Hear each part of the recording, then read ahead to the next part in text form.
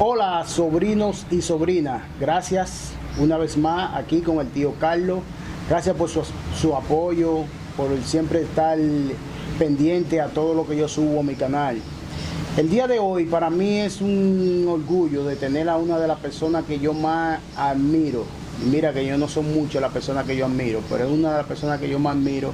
Ustedes van a escuchar su historia hoy y se van a identificar muchas personas que están ahí. Yo espero que, como dice la Biblia, el que tenga ojo que vea, el que tenga oído que escuche, porque aquí se va a hablar de algo que es algo peculiar y algo que pasa todos los días. Primeramente, antes de todo, por favor, suscríbanse a mi canal, denle a la campanita de like, compartan para que el canal siga creciendo y creciendo como estamos. Ya llevamos más de 9.200 personas suscritas, pero yo sé que con favor de Dios vamos a seguir creciendo cada día más, porque yo confío en Dios ciegamente y yo sé que Él sabe que lo que estamos haciendo aquí es algo positivo. El día de hoy me encuentro con el licenciado Rafael Silverio Nolasco. Cariñosamente todo el mundo le dice el maestro. Es una persona muy importante para mí porque recuerdo cuando yo era muchacho, mi mamá fue donde él a pedirle ayuda para que él me ayudara a componerme un poquito porque yo estaba desacatado completamente. Él le va a contar esa historia. Es una persona tan inteligente que yo creo que inteligencia es lo que más basta. Es la persona que sin ni siquiera ir a la escuela de carpintería se hizo uno de los mejores ebanitas que hacía arte con las maderas. Recuerdo yo porque yo llegué a trabajar con él. Una persona que todo el mundo lo buscaba porque sus trabajos eran excelentes y nunca fue a un sitio a aprenderle eso. Yo me fui para Estados Unidos y cuando regresé lo encontré siendo uno de los mejores abogados que hay aquí en Puerto Plata. Entonces yo me sorprendo y digo, pero ¿cómo? Y ustedes van a encontrar la historia, cómo fue que él se hizo abogado y por qué se hizo abogado. Pero vamos a que sea él el que diga su historia. Bueno, mi maestro, dígame, primeramente le presento a mis sobrinos y a mis sobrinas. Buenas tardes, sobrinos y sobrinas, o buenas noches, buenos días, dependiendo del momento que nos estén viendo. Es un placer para mí estar aquí con el tío Carlos. Yo le llamo mi muchacho, un poco bellaco, pero con mucha inteligencia y con mucho valor interno y con muchos dones. Desde el que lo conocí, desde que lo vi desde pequeño, pude notarlos en él. Maestro, antes de todo, dígamele a mi audiencia, introdúcase su infancia, como su padre, todo, cómo usted se crió. Bueno, yo me crié aquí en la ciudad de Puerto Plata, República Dominicana. Soy padre de un ex militar que le decían Caboceo y Doña Fela. Eran dos personas que vivían en uno de los sitios clave de crecimiento de la ciudad, que era frente al Hospital Ricardo Limardo, en uno de los puntos primordiales de crecimiento de la ciudad en aquellos tiempos. Ahí me crié trabajando, ayudando a mis padres que tenían un colmado, viendo cómo ellos se desenvolvían, ayudando, protegiendo a personas que necesitaban ayuda porque venían al hospital de los campos, porque era el único hospital desde aquí a San Santiago. Era el hospital de toda la zona y era también una escuela de enfermería. Entonces, me quedé ahí viendo cómo se hacía el bien, cómo se trabaja, y me fui desarrollando en base a eso. Y tu papá, que según me decían, todavía la gente habla del padre suyo, que era un hombre recto, porque cuando Trujillo era militar y te tenían un régimen que era sí, no, disciplina. Una disciplina de hierro. Ese señor me trataba como un guardia. Que me decía algo, yo casi le hacía el saludo. Eso es terrible. Entonces, de ese matrimonio, tengo entendido que usted es el hijo único del matrimonio. Su papá tenía más hijos, pero ese hijo del matrimonio. De mi madre soy hijo único, aunque mi papá tenía otros 6 hijos. En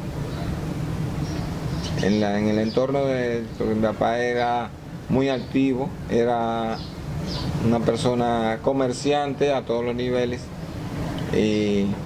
gallero en ese entonces, tenía en cada ciudad del país donde había una gallera, él tenía una traba de gallo y una mujer.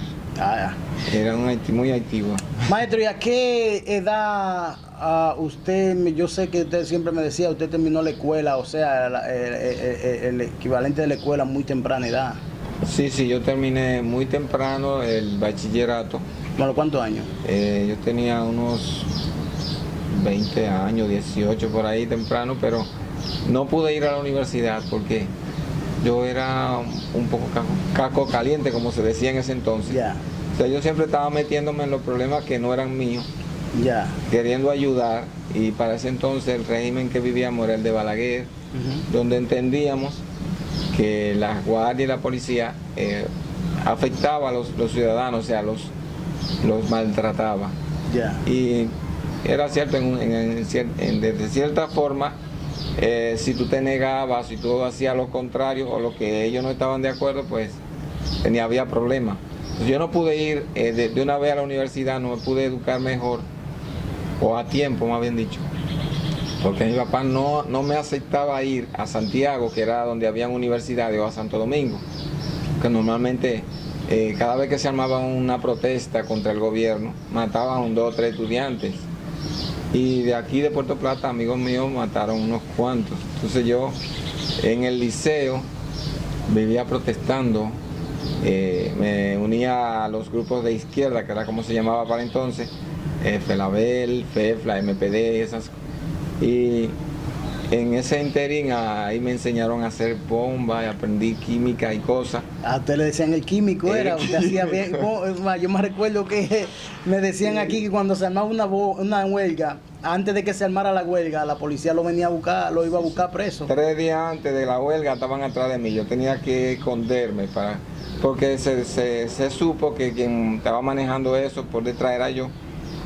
Y porque aquí en Puerto Plata no se hacían huelgas de verdad hasta entonces, hasta que yo entré, porque los demás pueblos decían que en Puerto Plata no habían hombres, porque cuando se llamaba huelga, Puerto Plata no participaba. O sea, se decía que sí, pero la rompían todo el mundo, porque no había quien reclamara con fuerza. Entonces, cuando dijeron que en Puerto Plata no habían hombres, eso a mí me motivó. Digo yo, ¿cómo que no hay hombres? Claro que sí que hay. Entonces yo me movía hacia los grupos que hacían, que eran los que representaban eso, pero ¿por qué que ustedes aguantan que digan que no hay hombres en Puerto Plata? No, lo que pasa es que hay que hacer esto, y no, espérate, enséñame a hacerlo. Y aquí había siempre pocos recursos, pero yo trabajaba desde muy pequeño. O sea, ya a los 12 años ya yo tenía un negocio, yo producía algo que necesitaba. Pues mi papá me enseñó a trabajar, me obligó, o sea, y eso fue bueno. Mucha gente cree que obligar a los niños a trabajar muy temprano no es bueno. Yo creo que están equivocados. Sí. Eso fue bueno. A los 12 años yo era independiente económicamente. Y eso me facilitó en los liceos y eso, a aprender lo que había que aprender. Y cuando ellos no conseguían los materiales, pues yo los compraba, pues yo trabajaba. Y por eso aprendí, me enseñaron con facilidad. Y se comenzaron a hacer la huelga y comenzaban a explotar la bomba y la policía tenía que salir corriendo. Y ya no abrían los negocios porque hay huelga. De entonces para allá me preguntaban a mí, ¿hay huelga? Yo decía, hay huelga. Maestro, pero un momentico, ¿de dónde salió usted siendo químico? Porque todo eso de bomba, y porque usted era experto en eso, todo el mundo lo buscaba para hacer bomba y cosas así, pero sin usted estudiarlo y sin nada. No, imagínese, la situación del momento motivó, y ya en Santo Domingo, tú sabes, los muchachos de la universidad y los muchachos de los liceos ya lo hacían en Santo Domingo. Okay. Entonces me cayeron por aquí, luego yo fui allá. Okay. Y vi la práctica, y yo tengo la facilidad de que yo veo una sola vez las cosas y ya. No, eso se le nota. Entonces yo lo que quería saber también, que usted me explique una cosa, maestro. ¿Cómo usted se hizo ebanita? ¿Cómo usted se hizo profesor? Porque después yo estando trabajando con usted sabe que usted se hizo profesor de carpintería y ebanitería y todo eso, si usted nunca lo estudió. Mira, Dios te da muchos dones y tú naces con ellos. Y a todos los seres humanos se los da. Lo que pasa es que la gente no los descubre. porque no lo andas buscando. Eso es como si a ti te dan una caja llena de herramientas y hay de todo ahí. Lo que sea que tú necesites, lo que la vida tiene para ti, pero si tú no lo andas buscando, no encuentras eso.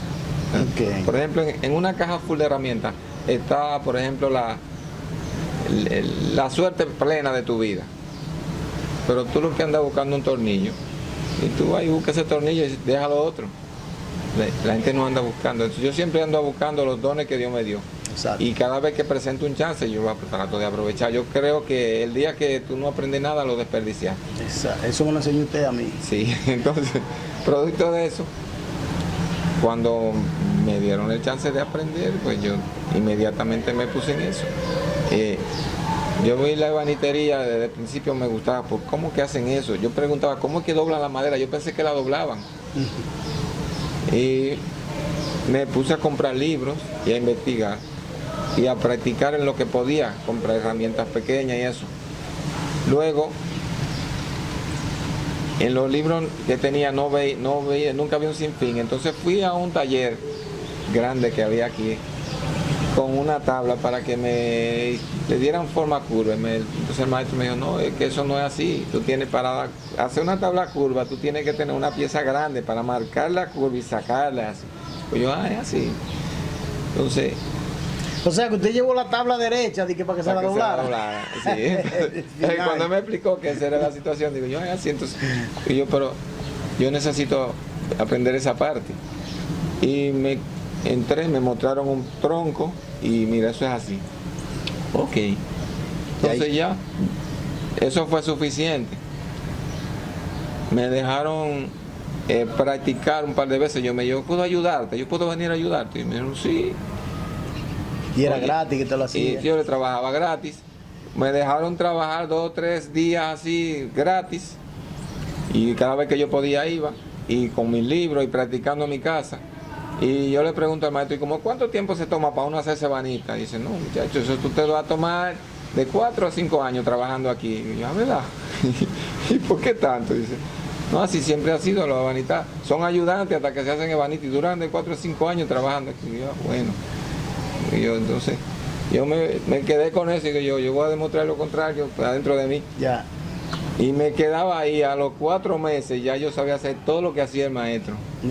Y algunas cosas que él no sabía hacer, como que era diseñar, porque yo nací con la capacidad de dibujar y los muebles tú tienes que dibujarlo para hacerlo en cartón, en la plantilla. Y eso yo nací prácticamente sabiéndolo. Ya. Y el maestro tenía que pagarle a un dibujante para hacer la plantilla. Y cuando yo vi, digo yo, bueno, pero yo sé hacer eso. Y yo le dije, maestro, yo sé hacer eso. Y dice, no, me dijo, ¿cómo tú vas a hacer? Ni yo sé hacer eso. Y yo, bueno, quizá usted no sabe, pero yo sé. Y usted sabe que yo tenía, usted lo descubrió porque usted me lo dijo cuando yo era muchacho. Yo tenía ese mismo talento suyo, pero yo lo usaba en cosas malas. Sí, en bellaquería.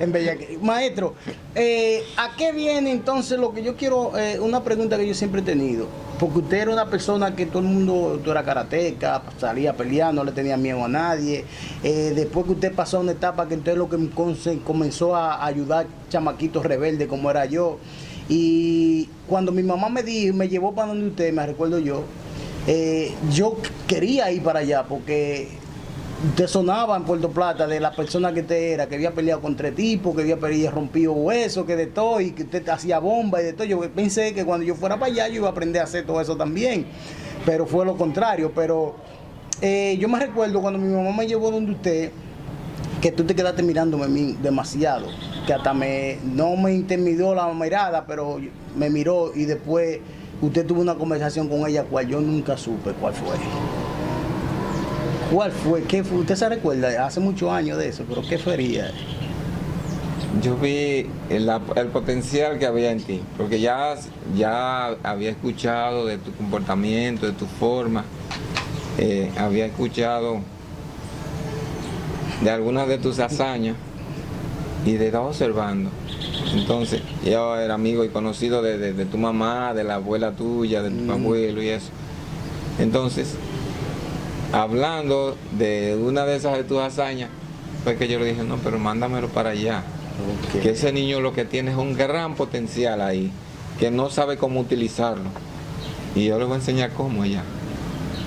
Y ella se sintió contenta y fue por eso que te llevó entonces. Porque yo me recuerdo cuando ella me llevó, usted le dijo, como que le dijo, me recuerdo yo, no se preocupe, que aquí él va a estar seguro. Sí. Y yo aprendí muchas cosas con usted, incluso si yo hubiera puesto en práctica todo lo que yo aprendí con usted, quizás no hubiera pasado el camino que yo caminé. Porque usted me enseñó a mí que uno nace con un camino, tú eres el que decide si te devuelve, si te debía. Pero aunque tú te debíes, no importa qué tanto te debías, va a llegar un momento que tú vas a llegar a ese camino otra vez. Eso es lo que me pasó conmigo también. Porque a pesar de todo, aunque cuando yo estuve en prisión, usted me mandaba muchos libros, pero eso lo vamos a hacer más adelante. Me recuerdo yo algo que yo nunca olvidaré de usted, que yo embaracé a mi novia, y mi novia era hija de un ex, creo que era general de Balaguer, de esa gente, y ella quedó embarazada en la capital, y se recuerda, sí. Yo vine para acá, para Puerto Plata, y yo le dije a usted, maestro, la novia mía está embarazada y yo no sé qué hacer.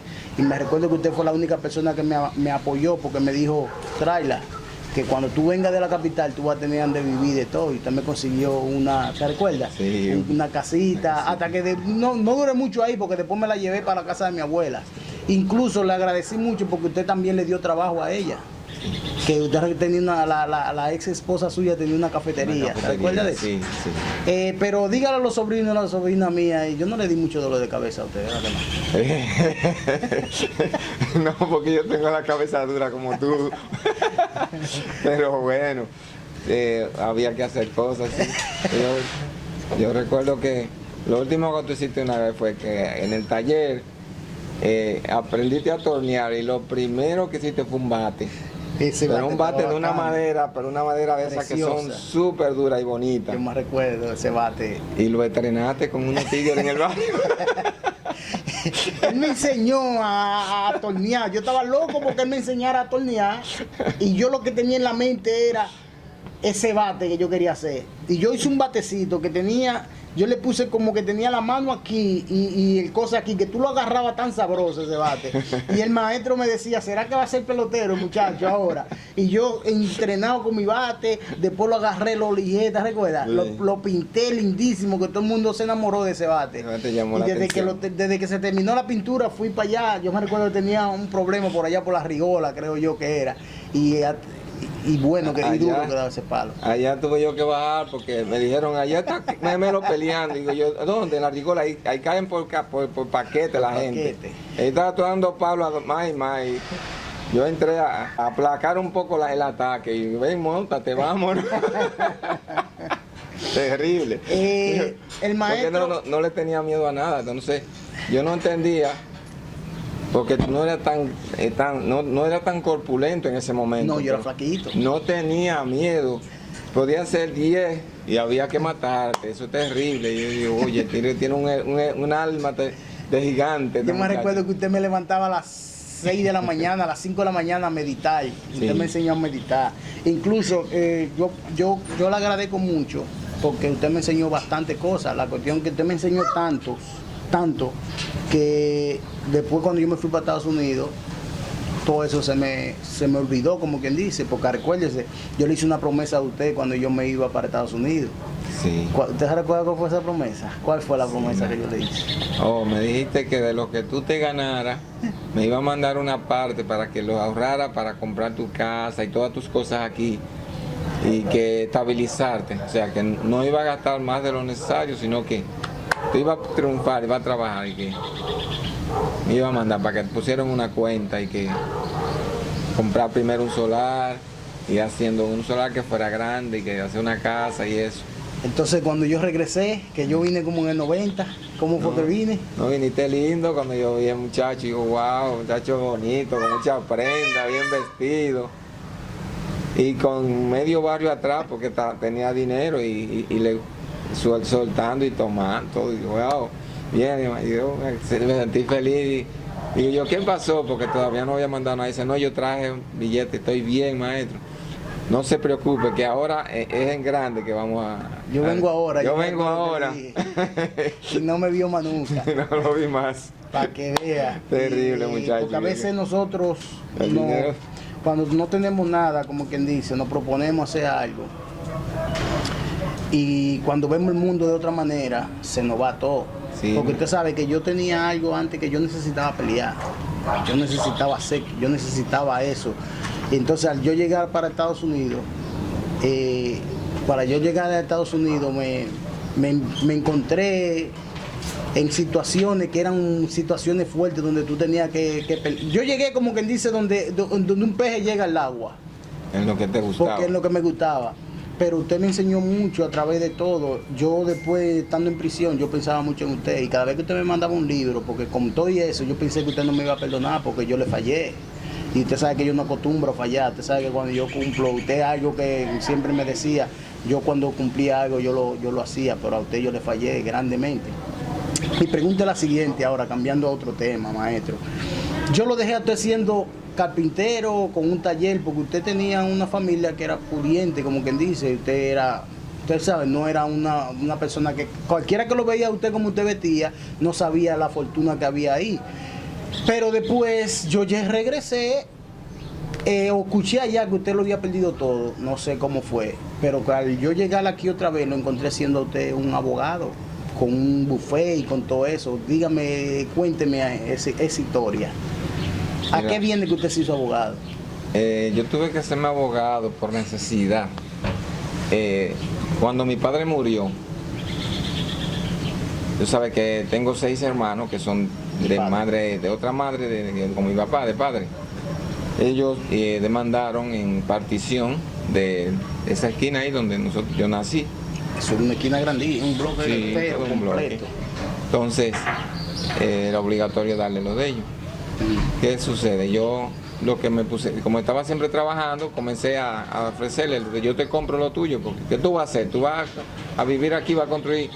Ellos, habían unos fuera del país, y me dijo, no, porque yo me voy para Estados Unidos, y no, el otro, yo pues estoy allá, yo no pienso estar aquí, yo voy a vender lo mío.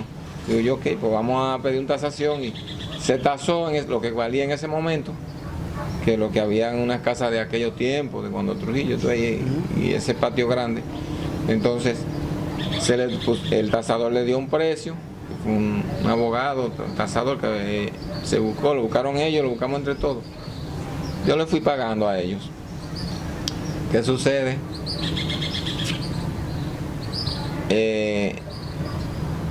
Ya estaba la demanda. Entonces, el abogado que me representaba a mí, que fue el que hizo la negociación con ellos, yo tenía que pagarle una cantidad de dinero por la parte mía, porque la otra yo la iba a comprar. Entonces, hicimos un acuerdo, pero ¿qué pasa? Cuando se terminó de negociar la situación, que él comenzó a hacer transferir todo a nombre mío, transfirió todo, menos un espacio, que hubo un hermano mío que, aunque le pagué, no firmó y se fue, pero nada.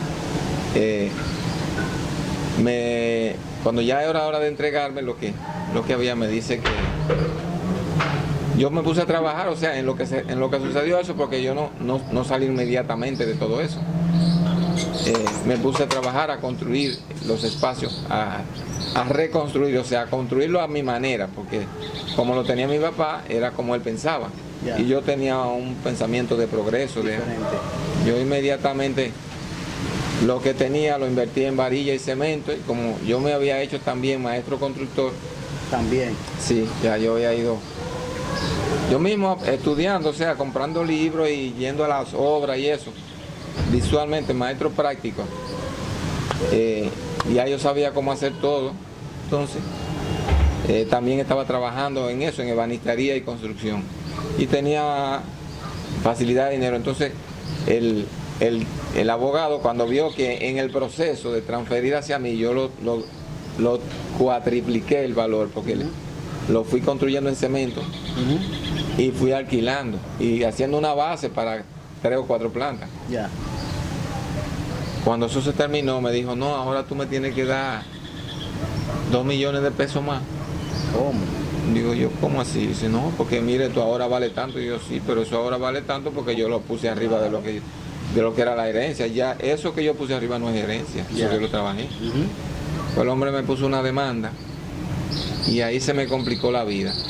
Un abogado te puso una demanda. El abogado mío, el mismo que me representaba a mí. Oye, eso. Para cobrarme de más. Entonces, ¿qué pasa? Yo me embargó las cuentas en el banco y yo no pude continuar la construcción. Y incluso yo había cogido un préstamo en esa misma semana que me embargó. Y ese préstamo después que está en tu cuenta ya tú lo debes. Ya. Se quedó en el banco, pero ya era a cargo mío. Yo tuve que pagar por ciento de ese dinero hasta que salí de ese caso. Los abogados, tú sabes que son amigos de los abogados. Como yo comencé un pleito entonces contra él para un abogado. Y busqué un abogado, pero entonces los abogados eran más amigos de mi enemigo, que era el abogado del otro lado, que el mío. Y me complicaban las cosas, y me le daban larga y eso. Yo lo que hice me fui a la universidad y digo, no, espérate, yo tengo que saber lo que está pasando porque me están diciendo cosas que me parecen que no son ciertas. Y me compré el Código Civil, el de Procedimiento Civil. Me puse a estudiar y me comencé a dar cuenta que me estaban engañando, que me estaban diciendo gato por liebre. Me fui para la universidad. Por suerte, para entonces, llegó la OIM aquí a Puerto Plata y la pusieron ahí a menos de 500 metros de mi casa.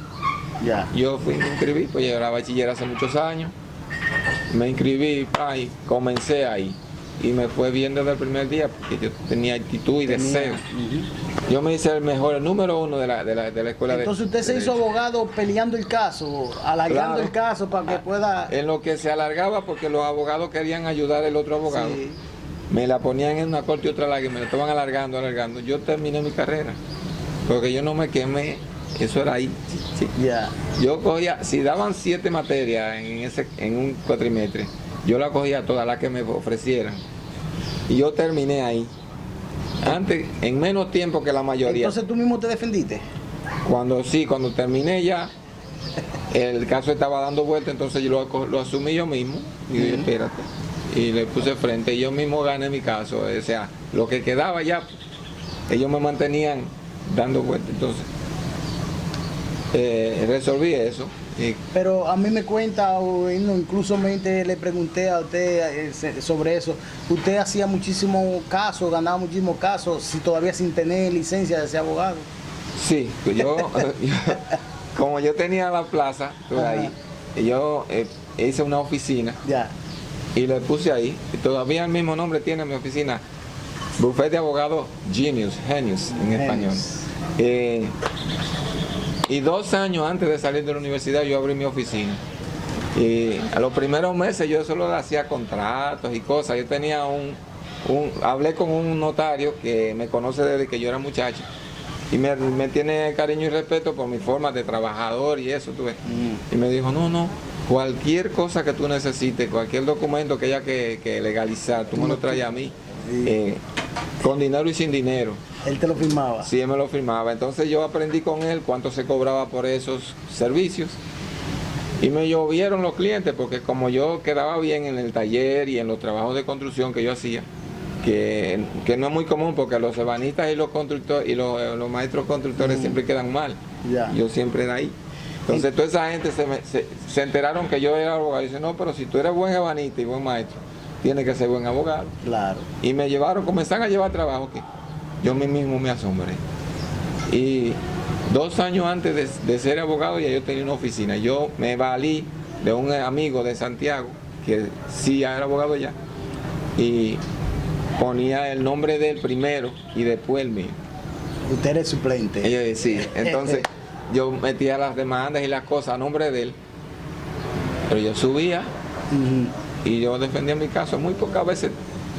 Luego cuando él vio que yo tenía tanto trabajo y tantos clientes, él tenía problemas en Santiago y me dijo, pero ven acá, yo tengo problemas, te quería irse del país a trabajar para afuera. Y yo, no, pero aquí tú tienes trabajo por vila. Entonces usted le dio trabajo. Y yo le di trabajo a él. Ese duró 4 años en mi casa. A él se le quemó un negocio en Santiago que quedó de una deuda millonaria. Y duró 4 años aquí conmigo. Y salió de todas sus deudas. Ya otra vez vive en Santiago y se casó.